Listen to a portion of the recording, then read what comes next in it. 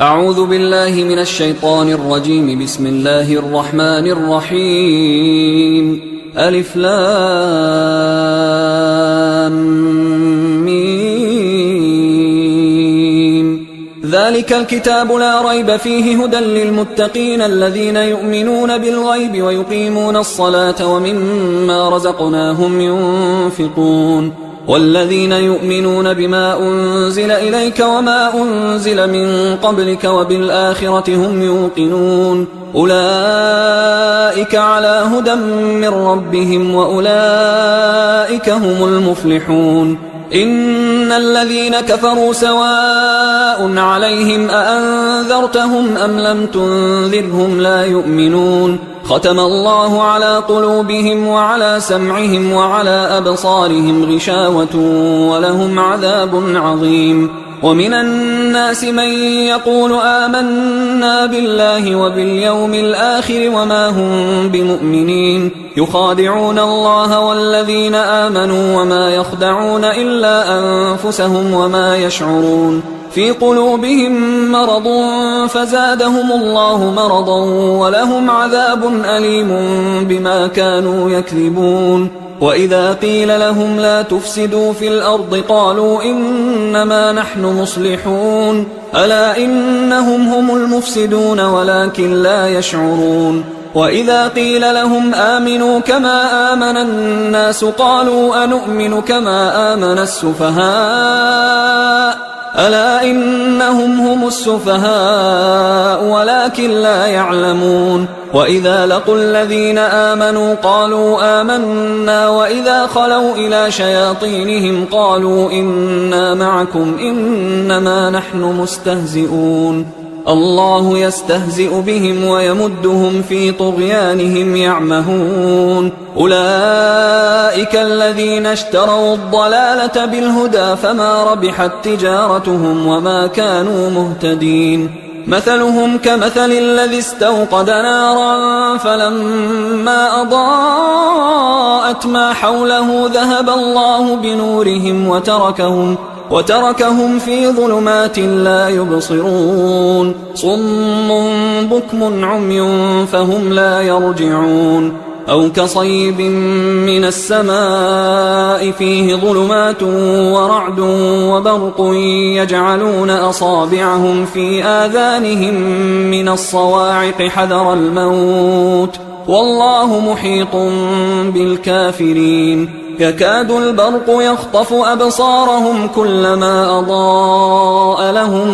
مشوا فيه وإذا أظلم عليهم قاموا ولو شاء الله لذهب بسمعهم وأبصارهم إن الله على كل شيء قدير. يا أيها الناس اعبدوا ربكم الذي خلقكم والذين من قبلكم لعلكم تتقون الذي جعل لكم الأرض فراشا والسماء بناء وأنزل من السماء ماء فأخرج به من الثمرات رزقا لكم فلا تجعلوا لله أندادا وأنتم تعلمون. وإن كنتم في ريب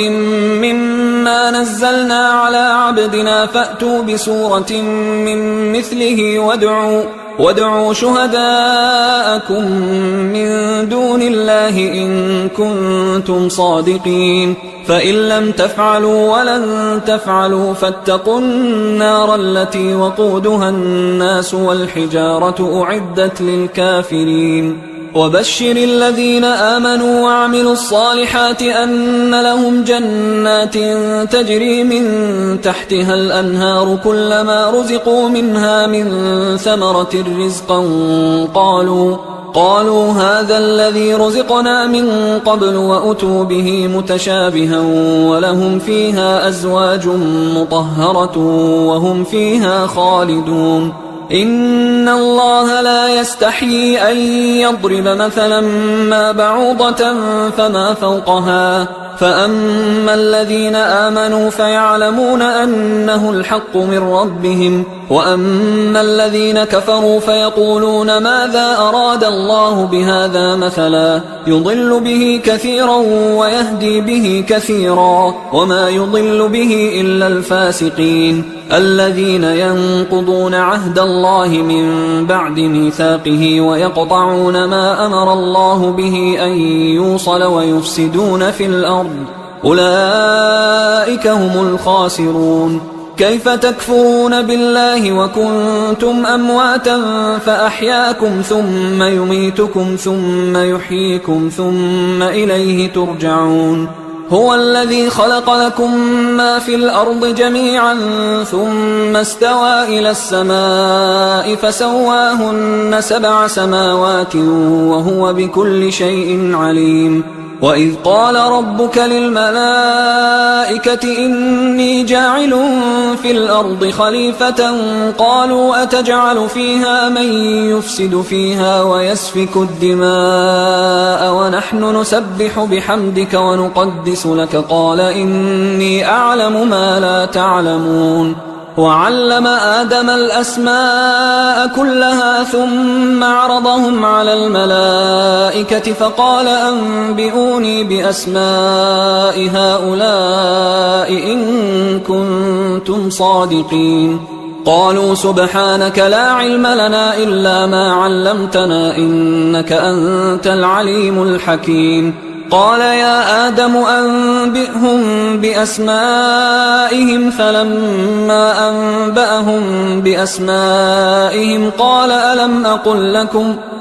ألم أقل لكم إني أعلم غيب السماوات والأرض وأعلم ما تبدون وما كنتم تكتمون. وإذ قلنا للملائكة اسجدوا لآدم فسجدوا إلا إبليس أبى واستكبر وكان من الكافرين. وقلنا يا آدم اسكن أنت وزوجك الجنة وكلا منها رغدا حيث شئتما ولا تقربا هذه الشجرة فتكونا من الظالمين. فأزلهما الشيطان عنها فأخرجهما مما كانا فيه وقلنا اهبطوا بعضكم لبعض عدو ولكم في الأرض مستقر ومتاع إلى حين. فتلقى آدم من ربه كلمات فتاب عليه إنه هو التواب الرحيم. قلنا اهبطوا منها جميعا فإما يأتينكم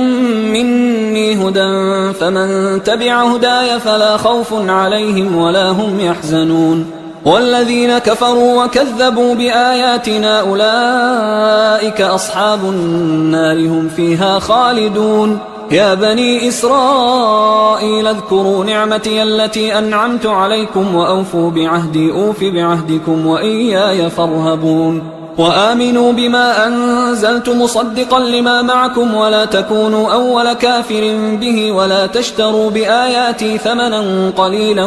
وإياي فاتقون. ولا تلبسوا الحق بالباطل وتكتموا الحق وأنتم تعلمون. وأقيموا الصلاة وآتوا الزكاة واركعوا مع الراكعين. أتأمرون الناس بالبر وتنسون أنفسكم وأنتم تتلون الكتاب أفلا تعقلون. واستعينوا بالصبر والصلاة وإنها لكبيرة إلا على الخاشعين الذين يظنون أنهم ملاقو ربهم وأنهم إليه راجعون. يا بني إسرائيل اذكروا نعمتي التي أنعمت عليكم وأني فضلتكم على العالمين. واتقوا يوما لا تجزي نفس عن نفس شيئا ولا يقبل منها شفاعة ولا يؤخذ منها عدل ولا هم ينصرون. وإذ نجيناكم من آل فرعون يسومونكم سوء العذاب يذبحون أبناءكم ويستحيون نساءكم وفي ذلكم بلاء من ربكم عظيم. وإذ فرقنا بكم البحر فأنجيناكم وأغرقنا آل فرعون وأنتم تنظرون. وإذ واعدنا موسى 40 ليلة ثم اتخذتم العجل من بعده وأنتم ظالمون. ثم عفونا عنكم من بعد ذلك لعلكم تشكرون وإذ آتينا موسى الكتاب والفرقان لعلكم تهتدون وإذ قال موسى لقومه يا قوم إنكم ظلمتم أنفسكم باتخاذكم العجل فتوبوا إلى بارئكم فاقتلوا أنفسكم ذلكم خير لكم عند بارئكم فتاب عليكم إنه هو التواب الرحيم وإذ قلتم يا موسى لن نؤمن لك حتى نرى الله جهرة فأخذتكم الصاعقة وأنتم تنظرون ثم بعثناكم من بعد موتكم لعلكم تشكرون وظللنا عليكم الغمام وأنزلنا عليكم المن والسلوى كلوا من طيبات ما رزقناكم وما ظلمونا ولكن كانوا أنفسهم يظلمون وإذ قلنا ادخلوا هذه القرية فكلوا منها حيث شئتم رغدا وادخلوا الباب سجدا وقولوا حطة نغفر لكم خطاياكم وسنزيد المحسنين فبدل الذين ظلموا قولا غير الذي قيل لهم فأنزلنا على الذين ظلموا رجزا من السماء بما كانوا يفسقون وإذ استسقى موسى لقومه فقلنا اضرب بعصاك الحجر فانفجرت منه 12 عينا قد علم كل أناس مشربهم كلوا واشربوا من رزق الله ولا تعثوا في الأرض مفسدين وإذ قلتم يا موسى لن نصبر على طعام واحد فادع لنا ربك يخرج لنا مما تنبت الأرض من بقلها وقثائها وفومها وعدسها وبصلها قال أتستبدلون الذي هو أدنى بالذي هو خير اهبطوا مصرا فإن لكم ما سألتم وضربت عليهم الذلة والمسكنة وباءوا بغضب من الله ذلك بأنهم كانوا يكفرون بآيات الله ويقتلون النبيين بغير الحق ذلك بما عصوا وكانوا يعتدون إن الذين آمنوا والذين هادوا والنصارى والصابئين من آمن بالله واليوم الآخر وعمل صالحا فلهم أجرهم عند ربهم ولا خوف عليهم ولا هم يحزنون وإذ أخذنا ميثاقكم ورفعنا فوقكم الطور خذوا ما آتيناكم بقوة واذكروا ما فيه لعلكم تتقون ثم توليتم من بعد ذلك فلولا فضل الله عليكم ورحمته لكنتم من الخاسرين ولقد علمتم الذين اعتدوا منكم في السبت فقلنا لهم كونوا قردة خاسئين فجعلناها نكالا لما بين يديها وما خلفها وموعظة للمتقين وإذ قال موسى لقومه إن الله يأمركم أن تذبحوا بقرة قالوا أتتخذنا هزوا قال أعوذ بالله أن أكون من الجاهلين قالوا ادع لنا ربك يبين لنا ما هي قال إنه يقول إنها بقرة لا فارض ولا بكر عوان بين ذلك فافعلوا ما تؤمرون قالوا ادع لنا ربك يبين لنا ما لونها قال إنه يقول إنها بقرة صفراء فاقع لونها تسر الناظرين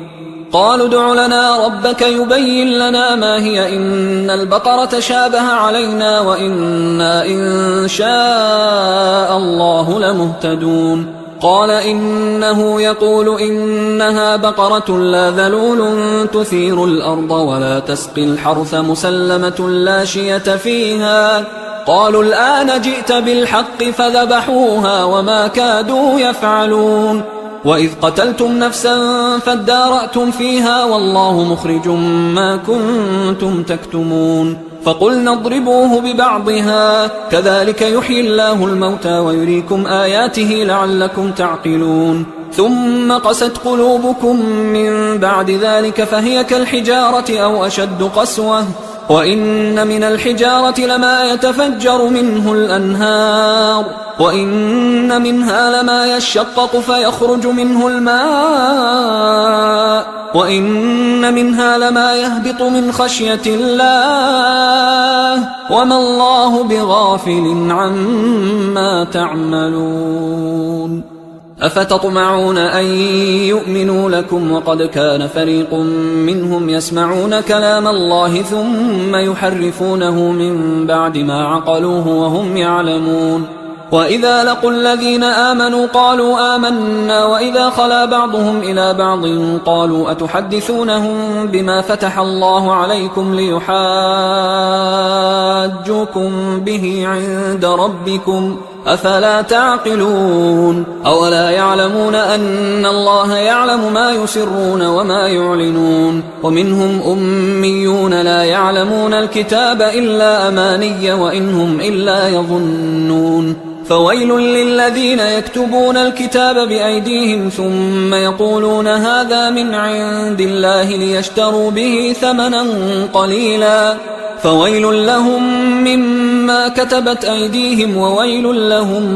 مما يكسبون وقالوا لن تمسنا النار إلا أياما معدودة قل أتخذتم عند الله عهدا فلن يخلف الله عهده أم تقولون على الله ما لا تعلمون بلى من كسب سيئة وأحاطت به خطيئته فأولئك أصحاب النار هم فيها خالدون والذين آمنوا وعملوا الصالحات أولئك أصحاب الجنة هم فيها خالدون وإذ أخذنا ميثاق بني إسرائيل لا تعبدون إلا الله وبالوالدين إحسانا وذي القربى واليتامى والمساكين وقولوا للناس حسنا وأقيموا الصلاة وآتوا الزكاة ثم توليتم إلا قليلا منكم وأنتم معرضون وإذ أخذنا ميثاقكم لا تسفكون دماءكم ولا تخرجون أنفسكم من دياركم ثم أقررتم وأنتم تشهدون ثم أنتم هؤلاء تقتلون أنفسكم وتخرجون فريقا منكم من ديارهم تظاهرون عليهم بالإثم والعدوان وإن يأتوكم أسارى تفادوهم وهو محرم عليكم إخراجهم أفتؤمنون ببعض الكتاب وتكفرون ببعض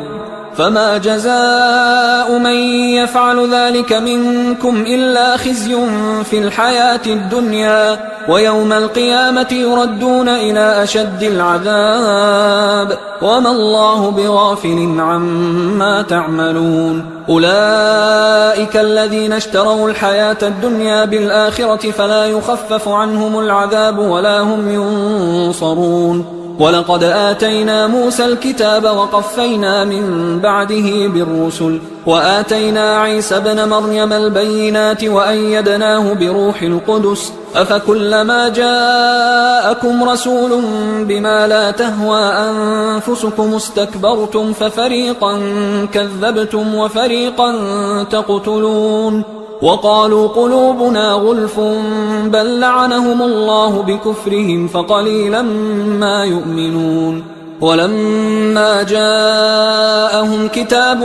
من عند الله مصدق لما معهم وكانوا من قبل يستفتحون على الذين كفروا فلما جاءهم ما عرفوا كفروا به فلعنة الله على الكافرين بئس ما اشتروا به أنفسهم أن يكفروا بما أنزل الله بغيا أن ينزل الله من فضله على من يشاء من عباده فباءوا بغضب على غضب وللكافرين عذاب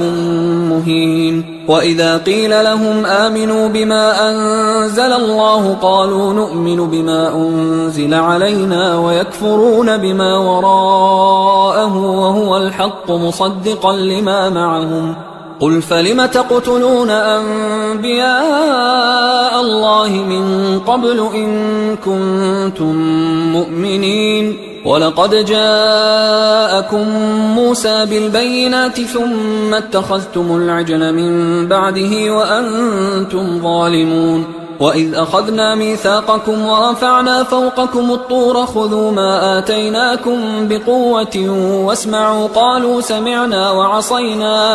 قالوا سمعنا وعصينا وأشربوا في قلوبهم العجل بكفرهم قل بئس ما يأمركم به إيمانكم إن كنتم مؤمنين قل إن كانت لكم الدار الآخرة عند الله خالصة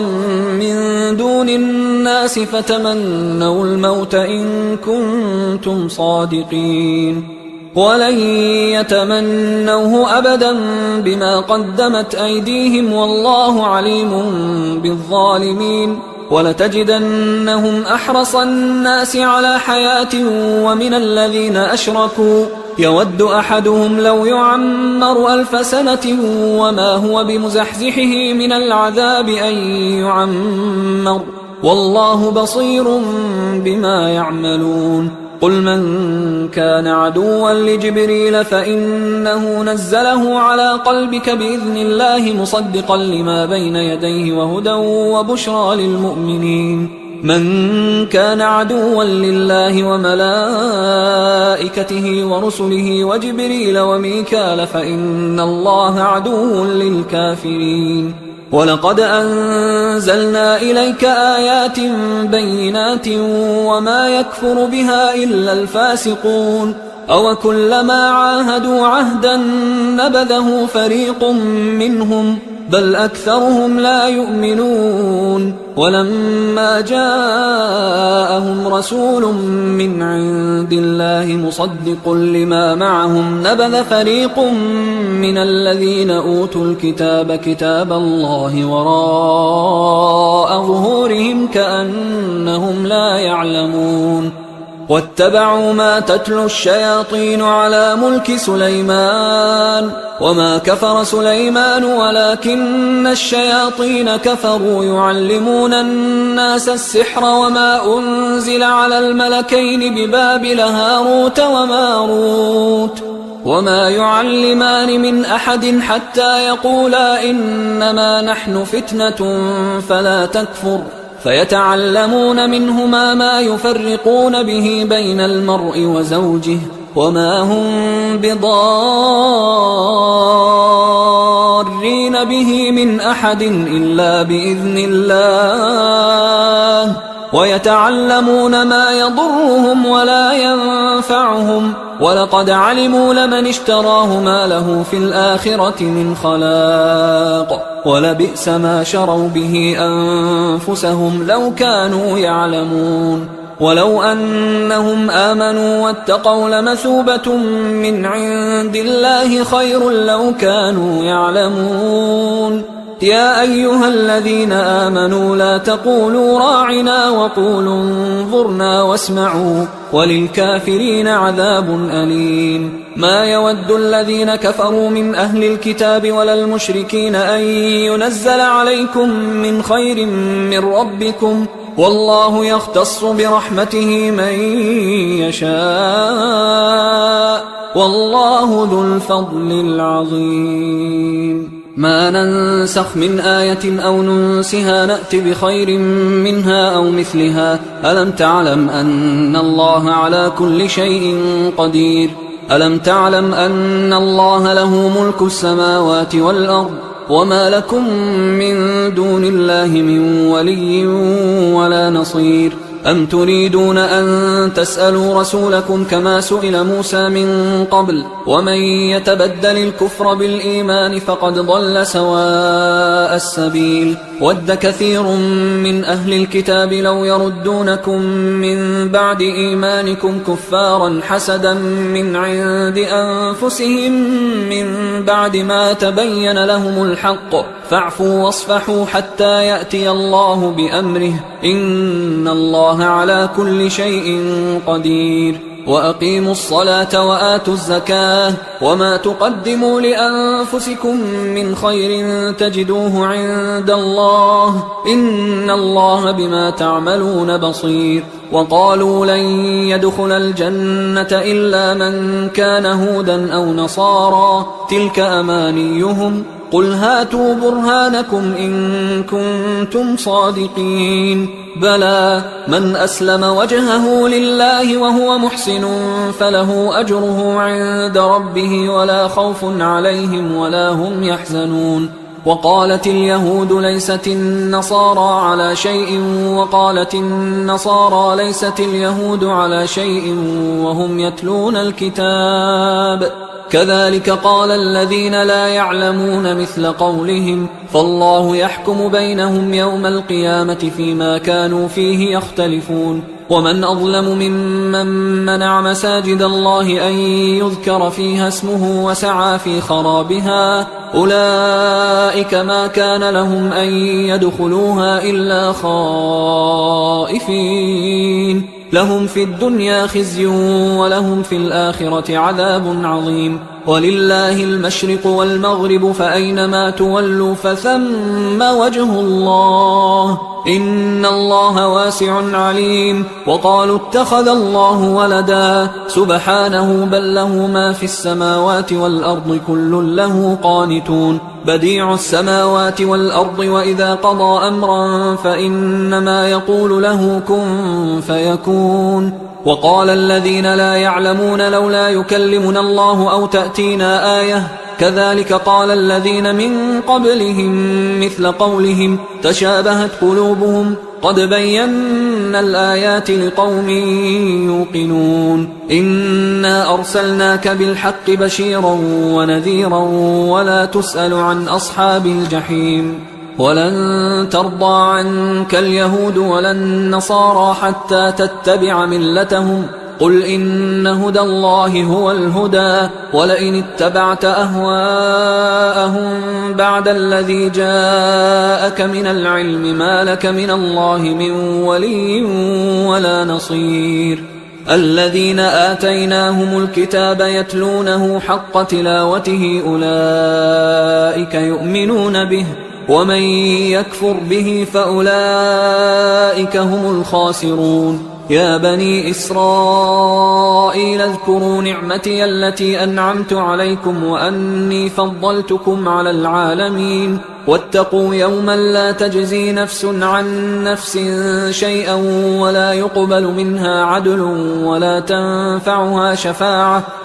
تنفعها شفاعة ولا هم ينصرون. وإذ ابتلى إبراهيم ربه بكلمات فأتمهن قال إني جاعلك للناس إماما قال ومن ذريتي قال لا ينال عهد الظالمين. وإذ جعلنا البيت مثابة للناس وأمنا واتخذوا من مقام إبراهيم مصلى وعهدنا إلى إبراهيم وإسماعيل أن طهرا بيتي للطائفين والعاكفين والركع السجود. وإذ قال إبراهيم رب اجعل هذا بلدا آمنا وارزق أهله من الثمرات من آمن منهم بالله واليوم الآخر قال ومن كفر فأمتعه قليلا ثم أضطره إلى عذاب النار وبئس المصير. وإذ يرفع إبراهيم القواعد من البيت وإسماعيل ربنا تقبل منا إنك أنت السميع العليم ربنا وجعلنا مسلمين لك ومن ذريتنا أمة مسلمة لك وأرنا مناسكنا وتب علينا إنك أنت التواب الرحيم ربنا وبعث فيهم رسولا منهم يتلو عليهم آياتك ويعلمهم الكتاب والحكمة ويزكيهم إنك أنت العزيز الحكيم. ومن يرغب عن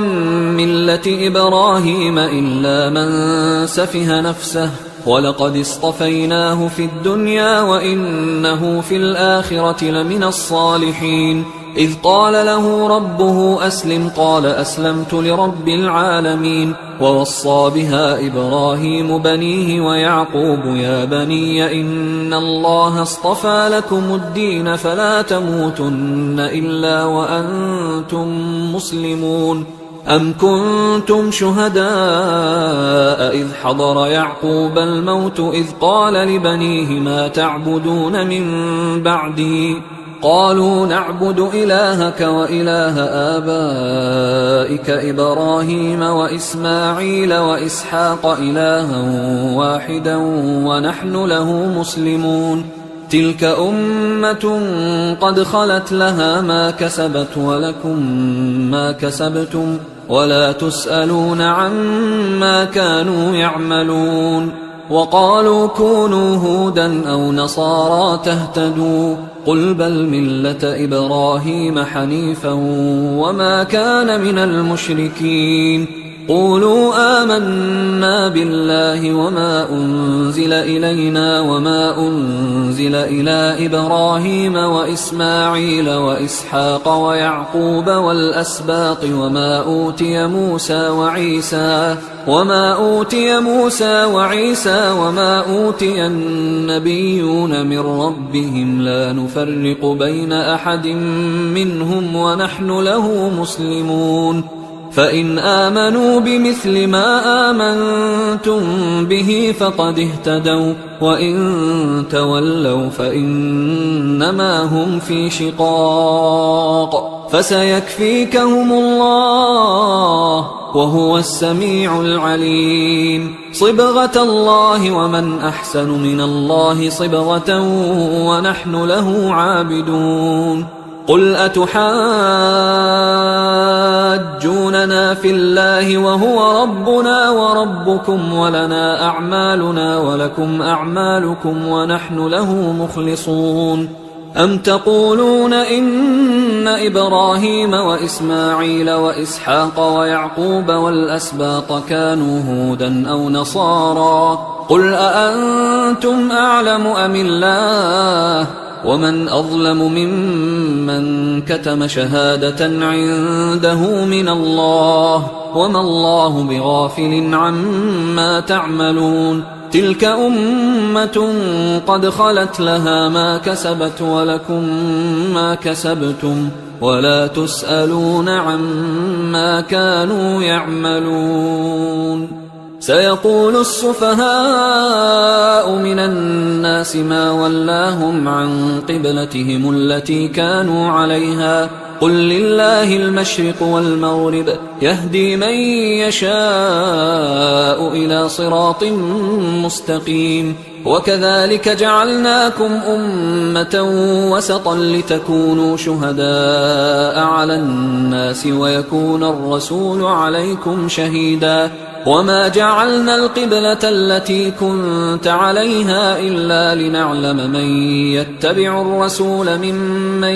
ينقلب على عقبيه وإن كانت لكبيرة إلا على الذين هدى الله وما كان الله ليضيع إيمانكم إن الله بالناس لرؤوف رحيم. قد نرى تقلب وجهك في السماء فلنولينك قبلة ترضاها فول وجهك شطر المسجد الحرام وحيث ما كنتم فولوا وجوهكم شطره وإن الذين أوتوا الكتاب ليعلمون أنه الحق من ربهم وما الله بغافل عما يعملون. ولئن أتيت الذين أوتوا الكتاب بكل آية ما تبعوا قبلتك وما أنت بتابع قبلتهم وما بعضهم بتابع قبلة بعض ولئن اتبعت أهواءهم من بعد ما جاءك من العلم إنك إذا لمن الظالمين. الذين آتيناهم الكتاب يعرفونه كما يعرفون أبناءهم وإن فريقا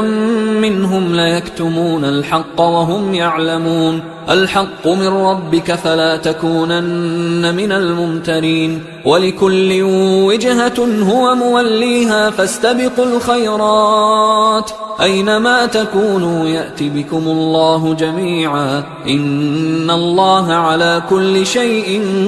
قدير ومن حيث خرجت فول وجهك شطر المسجد الحرام وإنه للحق من ربك وما الله بغافل عما تعملون ومن حيث خرجت فول وجهك شطر المسجد الحرام وحيث ما كنتم فولوا وجوهكم شطره لئلا يكون للناس عليكم حجة إلا الذين ظلموا منهم فلا تخشوهم واخشوني ولأتم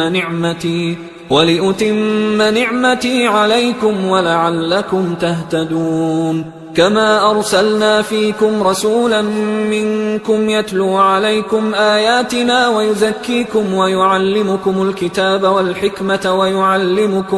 ويعلمكم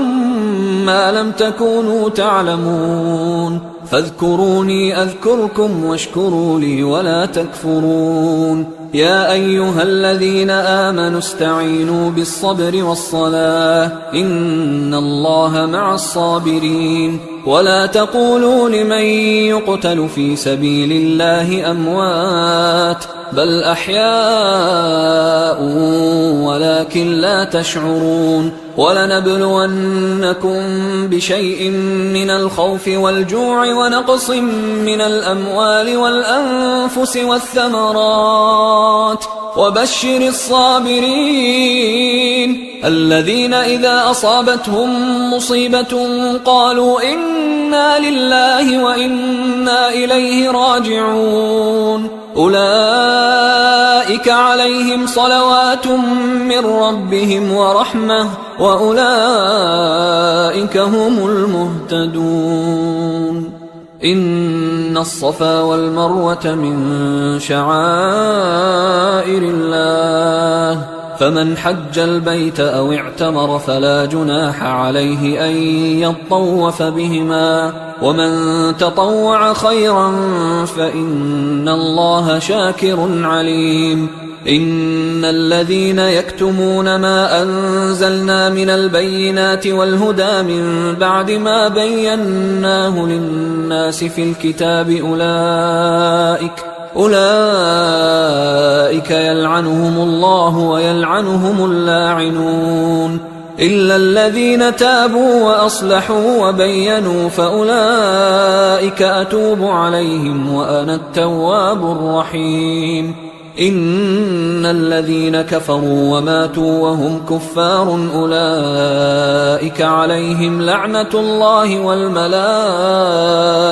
والناس أجمعين خالدين فيها لا يخفف عنهم العذاب ولا هم ينظرون وإلهكم إله واحد لا إله إلا هو الرحمن الرحيم إن في خلق السماوات والأرض واختلاف الليل والنهار والفلك التي تجري في البحر بما ينفع الناس وما أنزل الله من السماء من ماء فأحيا به الأرض بعد موتها وبث فيها من كل دابة وتصريف الرياح والسحاب المسخر بين السماء والأرض لآيات لقوم يعقلون ومن الناس من يتخذ من دون الله أندادا يحبونهم كحب الله والذين آمنوا أشد حبا لله ولو يرى الذين ظلموا إذ يرون العذاب أن القوة لله جميعا وأن الله شديد العذاب إذ تبرأ الذين اتبعوا من الذين اتبعوا ورأوا العذاب وتقطعت بهم الأسباب وقال الذين اتبعوا لو أن لنا كرة فنتبرأ منهم كما تبرأوا منا كذلك يريهم الله أعمالهم حسرات عليهم وما هم بخارجين من النار يا أيها الناس كلوا مما في الأرض حلالا طيبا ولا تتبعوا خطوات الشيطان إنه لكم عدو مبين إنما يأمركم بالسوء والفحشاء وأن تقولوا على الله ما لا تعلمون وإذا قيل لهم اتبعوا ما أنزل الله قالوا بل نتبع ما ألفينا عليه آباءنا أولو كان آباؤهم لا يعقلون شيئا ولا يهتدون ومثل الذين كفروا كمثل الذي ينعق بما لا يسمع إلا دعاء ونداء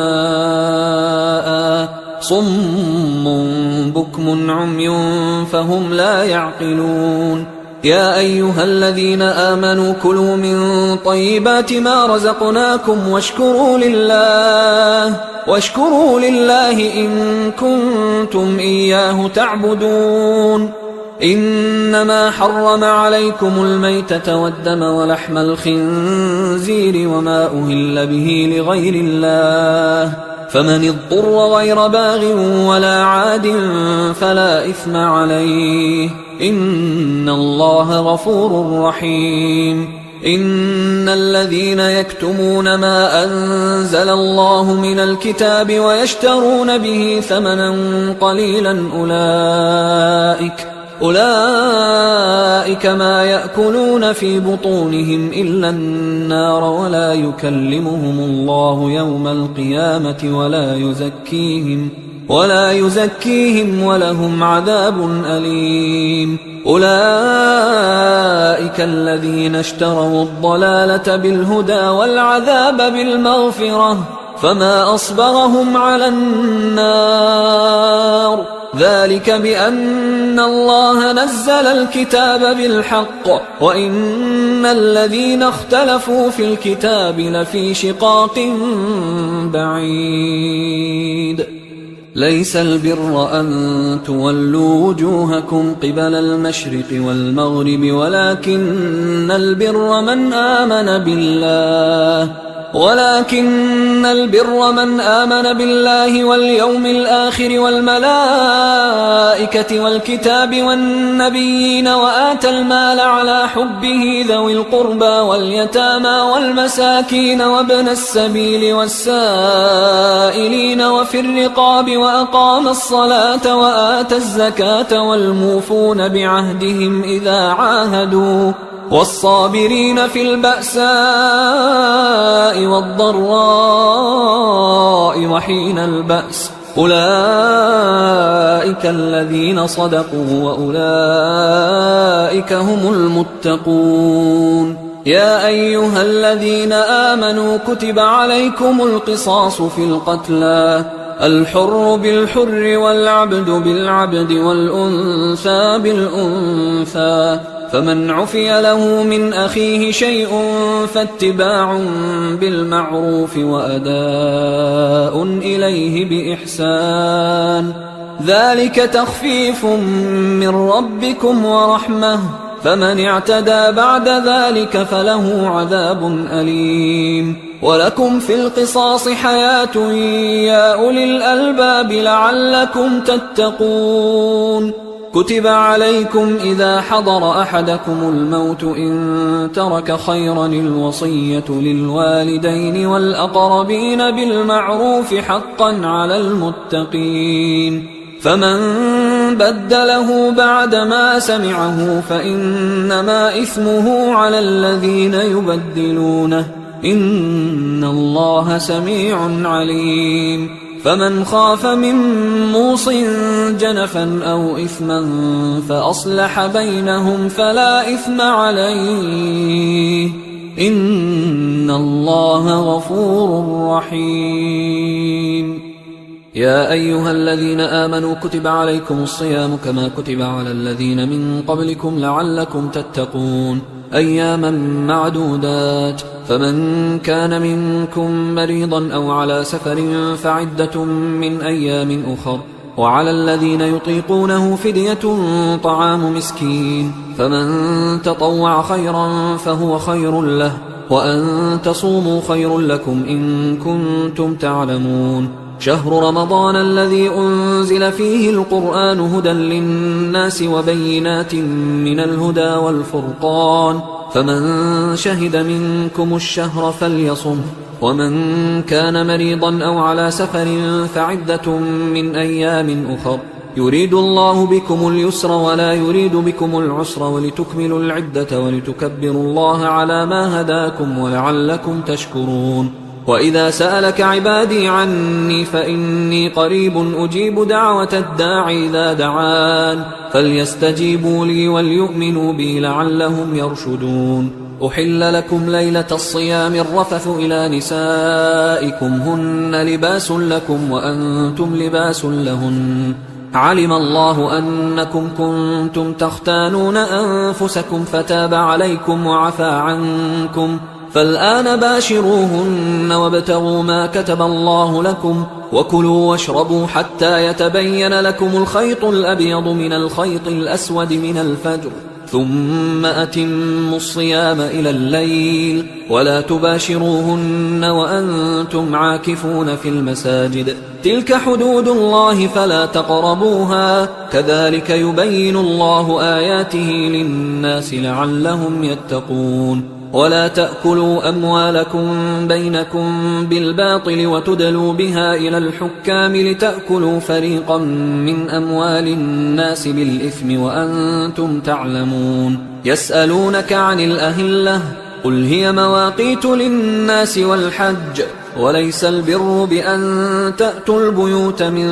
ظهورها ولكن البر من اتقى، وأتوا البيوت من أبوابها واتقوا الله لعلكم تفلحون. وقاتلوا في سبيل الله الذين يقاتلونكم ولا تعتدوا إن الله لا يحب المعتدين. وقتلوهم حيث ثقفتموهم وأخرجوهم من حيث أخرجوكم والفتنة أشد من القتل، ولا تقاتلوهم عند المسجد الحرام حتى يقاتلوكم فيه، فإن قاتلوكم فاقتلوهم، كذلك جزاء الكافرين، فإن انتهوا فإن الله غفور رحيم. وقاتلوهم حتى لا تكون فتنة ويكون الدين لله، فإن انتهوا فلا عدوان إلا على الظالمين. الشهر الحرام بالشهر الحرام والحرمات قصاص، فمن اعتدى عليكم فاعتدوا عليه بمثل ما اعتدى عليكم، واتقوا الله واعلموا أن الله مع المتقين. وأنفقوا في سبيل الله ولا تلقوا بأيديكم إلى التهلكة وأحسنوا إن الله يحب المحسنين. وأتموا الحج والعمرة لله، فإن أحصرتم فما استيسر من الهدي، ولا تحلقوا رؤوسكم حتى يبلغ الهدي محله، فمن كان منكم مريضا أو به أذى من رأسه ففدية من صيام أو صدقة أو نسك، فإذا أمنتم فمن تمتع بالعمرة إلى الحج فما استيسر من الهدي، فمن لم يجد فصيام 3 أيام في الحج و7 إذا رجعتم، تلك 10 كاملة، ذلك لمن لم يكن أهله حاضر المسجد الحرام. واتقوا الله واعلموا أن الله شديد العقاب. الحج أشهر معلومات، فمن فرض فيهن الحج فلا رفث ولا فسوق ولا جدال في الحج وما تفعلوا من خير يعلمه الله وتزودوا فإن خير الزاد التقوى واتقون يا أولي الألباب ليس عليكم جناح أن تبتغوا فضلا من ربكم فإذا أفضتم من عرفات فاذكروا الله عند المشعر الحرام واذكروه كما هداكم وإن كنتم من قبله لمن الضالين ثم أفيضوا من حيث أفاض الناس واستغفروا الله إن الله غفور رحيم فإذا قضيتم مناسككم فاذكروا الله كذكركم آباءكم أو أشد ذكرا فمن الناس من يقول ربنا آتنا في الدنيا وما له في الآخرة من خلاق ومنهم من يقول ربنا آتنا في الدنيا حسنة وفي الآخرة حسنة وقنا عذاب النار أولئك لهم نصيب مما كسبوا والله سريع الحساب واذكروا الله في أيام معدودات فمن تعجل في يومين فلا إثم عليه ومن تأخر فلا إثم عليه لمن اتقى واتقوا الله واعلموا أنكم إليه تحشرون ومن الناس من يعجبك قوله في الحياة الدنيا ويشهد الله على ما في قلبه وهو ألد الخصام وإذا تولى سعى في الأرض ليفسد فيها ويهلك الحرث والنسل والله لا يحب الفساد وإذا قيل له اتق الله أخذته العزة بالإثم فحسبه جهنم ولبئس المهاد ومن الناس من يشري نفسه ابتغاء مرضات الله والله رؤوف بالعباد يا أيها الذين آمنوا ادخلوا في السلم كافة ولا تتبعوا خطوات الشيطان إنه لكم عدو مبين فإن زللتم من بعد ما جاءتكم البينات فاعلموا أن الله عزيز حكيم هل ينظرون إلا أن يأتيهم الله في ظلل من الغمام والملائكة وقضي الأمر وإلى الله ترجع الأمور سل بني إسرائيل كم آتيناهم من آية بينة ومن يبدل نعمة الله من بعد ما جاءته فإن الله شديد العقاب زين للذين كفروا الحياة الدنيا ويسخرون من الذين آمنوا والذين اتقوا فوقهم يوم القيامة والله يرزق من يشاء بغير حساب كان الناس أمة واحدة فبعث الله النبيين مبشرين ومنذرين وأنزل معهم الكتاب بالحق ليحكم بين الناس فيما اختلفوا فيه وما اختلف فيه إلا الذين أوتوه من بعد ما جاءتهم البينات بغيا بينهم فهدى الله الذين آمنوا لما اختلفوا فيه من الحق بإذنه والله يهدي من يشاء إلى صراط مستقيم أم حسبتم أن تدخلوا الجنة ولما يأتكم مثل الذين خلوا من قبلكم مستهم البأساء والضراء وزلزلوا حتى يقول الرسول والذين آمنوا معه متى نصر الله ألا إن نصر الله قريب يسألونك ماذا ينفقون قل ما أنفقتم من خير فللوالدين والأقربين واليتامى والمساكين وابن السبيل وما تفعلوا من خير فإن الله به عليم كتب عليكم القتال وهو كره لكم وعسى أن تكرهوا شيئا وهو خير لكم وعسى أن تحبوا شيئا وهو شر لكم والله يعلم وأنتم لا تعلمون يسألونك عن الشهر الحرام قتال فيه قل قتال فيه كبير وصد عن سبيل الله وكفر به والمسجد الحرام وإخراج أهله منه أكبر عند الله والفتنة أكبر من القتل ولا يزالون يقاتلونكم حتى يردوكم عن دينكم إن استطاعوا ومن يرتدد منكم عن دينه فيمت وهو كافر فأولئك حبطت أعمالهم في الدنيا والآخرة وأولئك أصحاب النار هم فيها خالدون إن الذين آمنوا والذين هاجروا وجاهدوا في سبيل الله أولئك يرجون رحمة الله والله غفور رحيم يسألونك عن الخمر والميسر قل فيهما إثم كبير ومنافع للناس وإثمهما أكبر من نفعهما ويسألونك ماذا ينفقون قل العفو كذلك يبين الله لكم الآيات لعلكم تتفكرون في الدنيا والآخرة ويسألونك عن اليتامى قل إصلاح لهم خير وإن تخالطوهم فإخوانكم والله يعلم المفسد من المصلح ولو شاء الله لأعنتكم إن الله عزيز حكيم ولا تنكحوا المشركات حتى يؤمنوا ولأمة مؤمنة خير من مشركة ولو أعجبتكم ولا تنكحوا المشركين حتى يؤمنوا ولعبد مؤمن خير من مشرك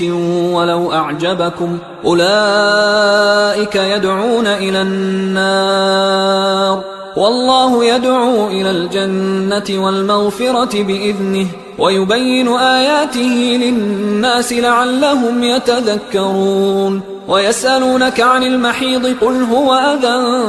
فاعتزلوا النساء في المحيض ولا تقربوهن حتى يطهرن فإذا تطهرن فأتوهن من حيث أمركم الله إن الله يحب التوابين ويحب المتطهرين نساؤكم حرث لكم فأتوا حرثكم أنى شئتم وقدموا لأنفسكم واتقوا الله واعلموا أنكم ملاقوه وبشر المؤمنين ولا تجعلوا الله عرضة لأيمانكم أن تبروا وتتقوا وتصلحوا بين الناس والله سميع عليم لا يؤاخذكم الله باللغو في أيمانكم ولكن يؤاخذكم بما كسبت قلوبكم والله غفور حليم للذين يؤلون من نسائهم تربص 4 أشهر فإن فاءوا فإن الله غفور رحيم وإن عزموا الطلاق فإن الله سميع عليم والمطلقات يتربصن بأنفسهن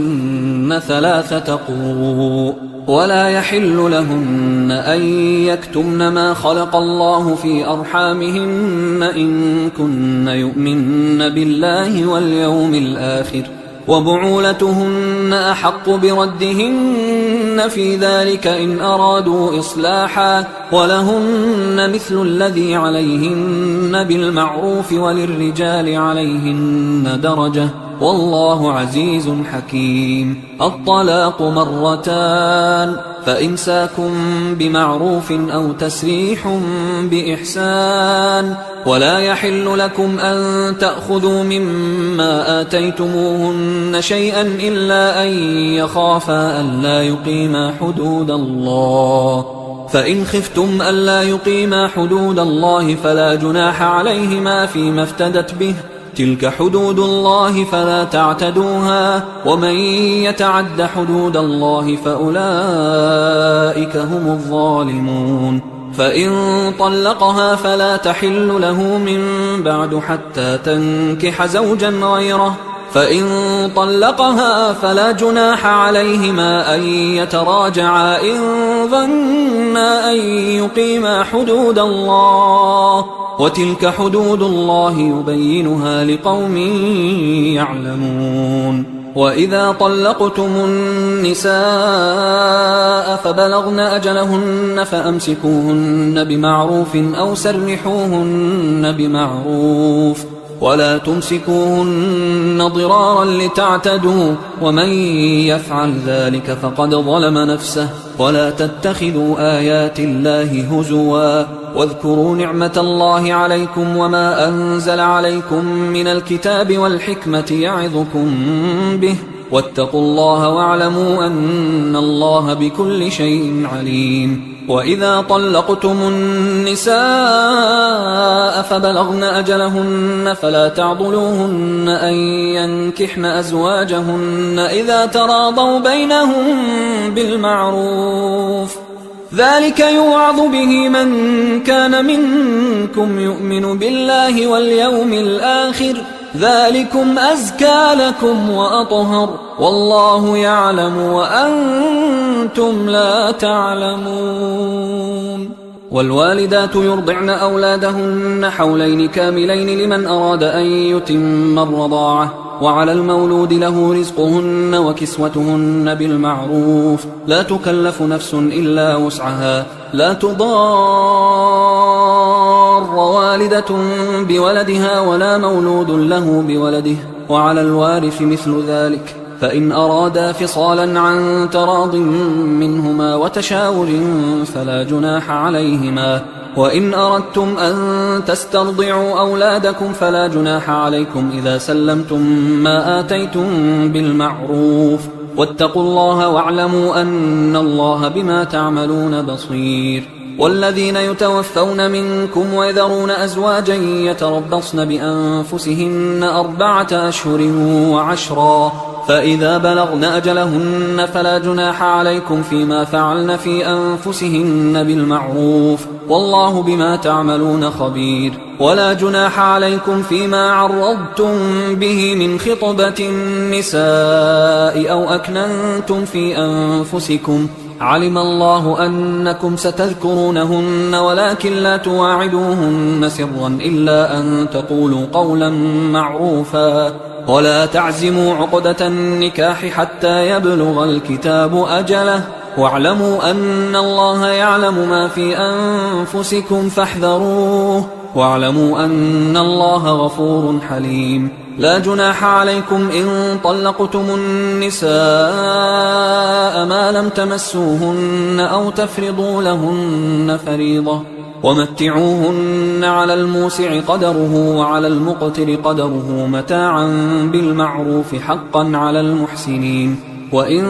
طلقتموهن من قبل أن تمسوهن وقد فرضتم لهن فريضة فنصف ما فرضتم إلا أن يعفون أو يعفو الذي بيده عقدة النكاح، وأن تعفوا أقرب للتقوى، ولا تنسوا الفضل بينكم، إن الله بما تعملون بصير. حافظوا على الصلوات والصلاة الوسطى وقوموا لله قانتين، فإن خفتم فرجالا أو ركبانا، فإذا أمنتم فاذكروا الله كما علمكم ما لم تكونوا تعلمون. والذين يتوفون منكم ويذرون أزواجا وصية لأزواجهم متاعا إلى الحول غير إخراج، فإن خرجن فلا جناح عليكم فيما فعلن في أنفسهن من معروف، والله عزيز حكيم. وللمطلقات متاع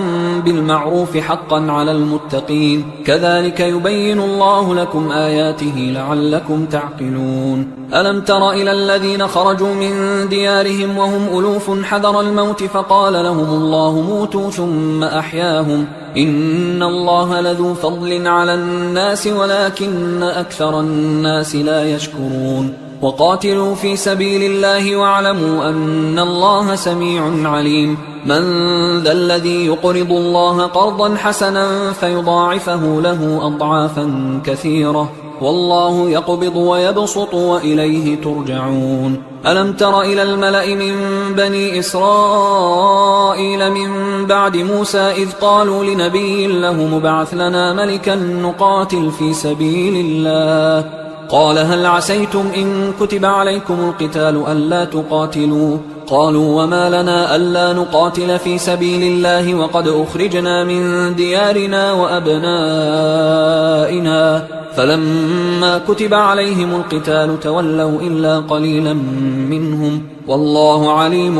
بالظالمين وقال لهم نبيهم إن الله قد بعث لكم طالوت ملكا قالوا أنى يكون له الملك علينا ونحن أحق بالملك منه ولم يؤت سعة من المال قال إن الله اصطفاه عليكم وزاده بسطة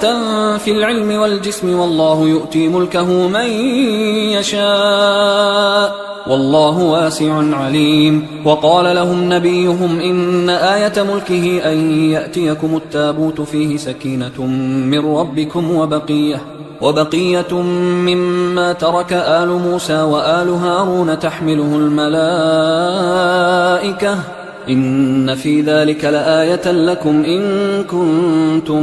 مؤمنين فلما فصل طالوت بالجنود قال إن الله مبتليكم بنهر فمن شرب منه فليس مني ومن لم يطعمه فإنه مني إلا من اغترف غرفة بيده فشربوا منه إلا قليلا منهم فلما جاوزه هو والذين آمنوا معه قالوا لا طاقة لنا اليوم بجالوت وجنوده قال الذين يظنون أنهم ملاقوا الله كم من فئة قليلة غلبت فئة كثيرة بإذن الله والله مع الصابرين ولما برزوا لجالوت وجنوده قالوا ربنا أفرغ علينا صبرا وثبت أقدامنا وانصرنا على القوم الكافرين فهزموهم بإذن الله وقتل داود جالوت وآتاه الله الملك والحكمة وعلمه مما يشاء ولولا دفع الله الناس بعضهم ببعض لفسدت الأرض ولكن الله ذو فضل على العالمين تلك آيات الله نتلوها عليك بالحق وإنك لمن المرسلين تلك الرسل فضلنا بعضهم على بعض منهم من كلم الله ورفع بعضهم درجات وآتينا عيسى ابن مريم البينات وأيدناه بروح القدس ولو شاء الله ما اقتتل الذين من بعدهم من بعد ما جاءتهم البينات ولكن اختلفوا فمنهم من آمن ومنهم من كفر ولو شاء الله ما اقتتلوا ولكن الله يفعل ما يريد يا أيها الذين آمنوا أنفقوا مما رزقناكم من قبل أن يأتي يوم لا بيع فيه ولا خلة ولا شفاعة والكافرون هم الظالمون الله لا إله إلا هو الحي القيوم لا تأخذه سنة ولا نوم له ما في السماوات وما في الأرض من ذا الذي يشفع عنده إلا بإذنه يعلم ما بين أيديهم وما خلفهم ولا يحيطون بشيء من علمه إلا بما شاء وسع كرسيه السماوات والأرض ولا يؤوده حفظهما وهو العلي العظيم لا إكراه في الدين قد تبين الرشد من الغي فمن يكفر بالطاغوت ويؤمن بالله فقد استمسك بالعروة الوثقى لا انفصام لها والله سميع عليم الله ولي الذين آمنوا يخرجهم من الظلمات إلى النور والذين كفروا أولياؤهم الطاغوت يخرجونهم من النور إلى الظلمات أولئك أصحاب النار هم فيها خالدون. ألم تر إلى الذي حاج إبراهيم في ربه أن آتاه الله الملك إذ قال إبراهيم ربي الذي يحيي ويميت قال أنا أحيي وأميت. قال إبراهيم فإن الله يأتي بالشمس من المشرق فأت بها من المغرب فبهت الذي كفر والله لا يهدي القوم الظالمين. أو كالذي مر على قرية وهي خاوية على عروشها قال أنى يحيي هذه الله بعد موتها فأماته الله 100 عام ثم بعثه قال كم لبثت؟ قال لبثت يوما أو بعض يوم. قال بل لبثت 100 عام فانظر إلى طعامك وشرابك لم يتسنه وانظر إلى حمارك ولنجعلك آية للناس وانظر إلى العظام كيف ننشزها ثم نكسوها لحما فلما تبين له قال أعلم أن الله على كل شيء قدير. وإذ قال إبراهيم رب أرني كيف تحيي الموتى قال أولم تؤمن قال بلى ولكن ليطمئن قلبي قال فخذ 4 من الطير فصرهن إليك ثم اجعل على كل جبل منهن جزءا ثم ادعهن يأتينك سعيا واعلم أن الله عزيز حكيم. مثل الذين ينفقون أموالهم في سبيل الله كمثل حبة أنبتت 7 سنابل في كل سنبلة 100 حبة والله يضاعف لمن يشاء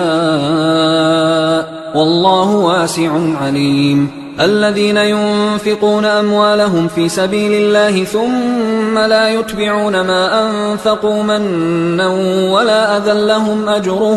لهم أجرهم عند ربهم ولا خوف عليهم ولا هم يحزنون. قول معروف ومغفرة خير من صدقة يتبعها أذى والله غني حليم. يا أيها الذين آمنوا لا تبطلوا صدقاتكم بالمن والأذى كالذي ينفق ماله رئاء الناس ولا يؤمن بالله واليوم الآخر فمثله كمثل صفوان عليه تراب فأصابه وابل فتركه صلدا لا يقدرون على شيء مما كسبوا والله لا يهدي القوم الكافرين. ومثل الذين ينفقون أموالهم ابتغاء مرضات الله وتثبيتا من أنفسهم كمثل جنة بربوة أصابها وابل فآتت أكلها ضعفين فإن لم يصبها وابل فطل والله بما تعملون بصير. أيود أحدكم أن تكون له جنة من نخيل وأعناب تجري من تحتها الأنهار له فيها من كل الثمرات وأصابه الكبر وله ذرية ضعفاء فأصابها إعصار فيه نار فاحترقت كذلك يبين الله لكم الآيات لعلكم تتفكرون. يا أيها الذين آمنوا أنفقوا من طيبات ما كسبتم ومما أخرجنا لكم من الأرض ولا تيمموا الخبيث منه تنفقون ولستم بآخذيه إلا أن تغمضوا فيه واعلموا أن الله غني حميد. الشيطان يعدكم الفقر ويأمركم بالفحشاء والله يعدكم مغفرة منه وفضلا والله واسع عليم. يؤتي الحكمة من يشاء ومن يؤت الحكمة فقد أوتي خيرا كثيرا وما يذكر إلا أولو الألباب. وما أنفقتم من نفقة أو نذرتم من نذر فإن الله يعلمه وما للظالمين من أنصار إن تبدوا الصدقات فنعما هي وإن تخفوها وتؤتوها الفقراء فهو خير لكم ويكفر عنكم من سيئاتكم والله بما تعملون خبير ليس عليك هداهم ولكن الله يهدي من يشاء وما تنفقوا من خير فلأنفسكم وما تنفقون إلا ابتغاء وجه الله وما تنفقوا من خير يوفى إليكم وأنتم لا تظلمون للفقراء الذين أحصروا في سبيل الله لا يستطيعون ضربا في الأرض يحسبهم الجاهل أغنياء من التعفف تعرفهم بسيماهم لا يسألون الناس إلحافا وما تنفقوا من خير فإن الله به عليم الذين ينفقون أموالهم بالليل والنهار سرا وعلانية فلهم أجرهم عند ربهم ولا خوف عليهم ولا هم يحزنون الذين يأكلون الربا لا يقومون إلا كما يقوم الذي يتخبطه الشيطان من المس ذلك بأنهم قالوا إنما البيع مثل الربا وأحل الله البيع وحرم الربا فمن جاءه موعظة من ربه فانتهى فله ما سلف وأمره إلى الله ومن عاد فأولئك أصحاب النار هم فيها خالدون يمحق الله الربا ويربي الصدقات والله لا يحب كل كفار أثيم إن الذين آمنوا وعملوا الصالحات وأقاموا الصلاة وآتوا الزكاة لهم أجرهم عند ربهم ولا خوف عليهم ولا هم يحزنون يا أيها الذين آمنوا اتقوا الله وذروا ما بقي من الربا إن كنتم مؤمنين فإن لم تفعلوا فأذنوا بحرب من الله ورسوله وإن تبتم فلكم رؤوس أموالكم لا تظلمون ولا تظلمون وإن كان ذو عسرة فنظرة إلى ميسرة وأن تصدقوا خير لكم إن كنتم تعلمون واتقوا يوما ترجعون فيه إلى الله ثم توفى كل نفس ما كسبت وهم لا يظلمون يا أيها الذين آمنوا إذا تداينتم بدين إلى أجل مسمى فاكتبوه وليكتب بينكم كاتب بالعدل ولا يأب كاتب أن يكتب كما علمه الله فليكتب وليملل الذي عليه الحق وليتق الله ربه ولا يبخس منه شيئا فإن كان الذي عليه الحق سفيها أو ضعيفا أو لا يستطيع أن يمله فليملل وليه بالعدل واستشهدوا شهيدين من رجالكم فإن لم يكونا رجلين فرجل وامرأتان ممن ترضون من الشهداء أن تضل إحداهما فتذكر إحداهما الأخرى ولا يأبى الشهداء إذا ما دعوا ولا تسأموا أن تكتبوه صغيرا أو كبيرا إلى أجله ذلكم أقسط عند الله وأقوم للشهادة وأدنى أن لا ترتابوا إلا أن تكون تجارة حاضرة تديرونها بينكم فليس عليكم جناح ألا تكتبوها وأشهدوا إذا تبايعتم ولا يضار